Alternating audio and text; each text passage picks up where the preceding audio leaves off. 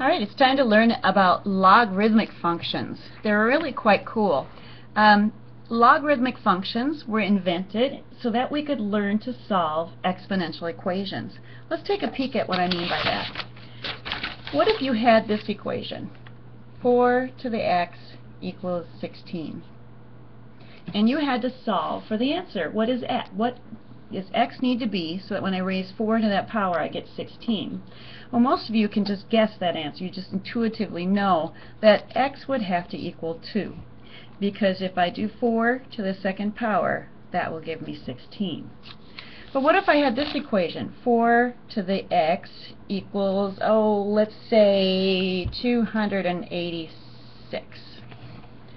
Do you know offhand how many times you have to multiply 4 by itself to get 286? You could start guessing.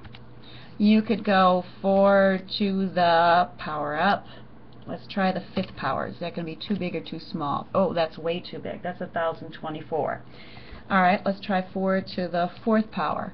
That's 256. Now I'm looking for 286. So let's try 4 to the, what did I just do? I did 4 to the 4th power. Let's try 4 to the 4.1 power. And I get 294. Whoops, I'm going the wrong direction. Oh, no, I'm way too high now.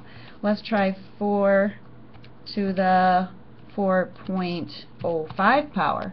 And you see, I'd have to just keep guessing and guessing. And I can narrow in and get closer and closer. But it's really inefficient to solve an equation like this by guessing. So we needed an algebraic way of undoing an exponential equation so that we can solve for x. And the answer is logarithmic equations. So let's see what the relationship is between an exponential equation in exponential form and one in logarithmic form. I'm going to give you some cue notes to write on your note packet to reuse. We're going to give these variables on this side some names, alright?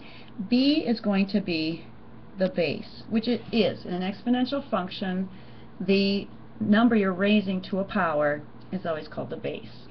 And y is going to be the power or the exponent.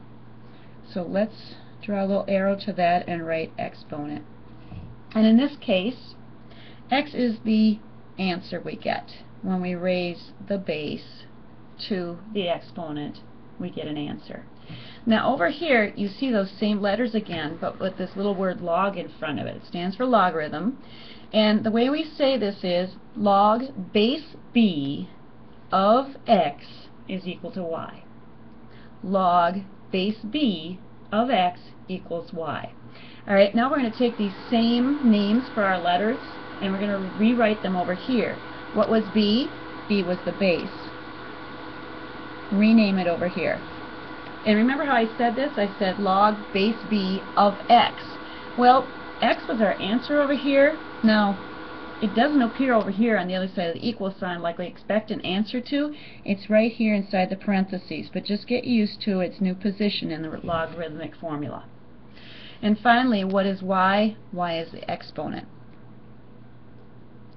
Alright, so these two functions undo each other. When we have something in exponential form, we can convert it to logarithmic form using this pattern and then solve it. If we have something in logarithmic form, we might want to convert it to exponential form to solve it. It all depends upon where the variable is. And we'll see how that works in our next couple of problems. Alright? Let's take a peek at anything else we need to see here. The logarithm is a function, so we write it using function notation, and you'll see it most of the time in your homework problems in function notations.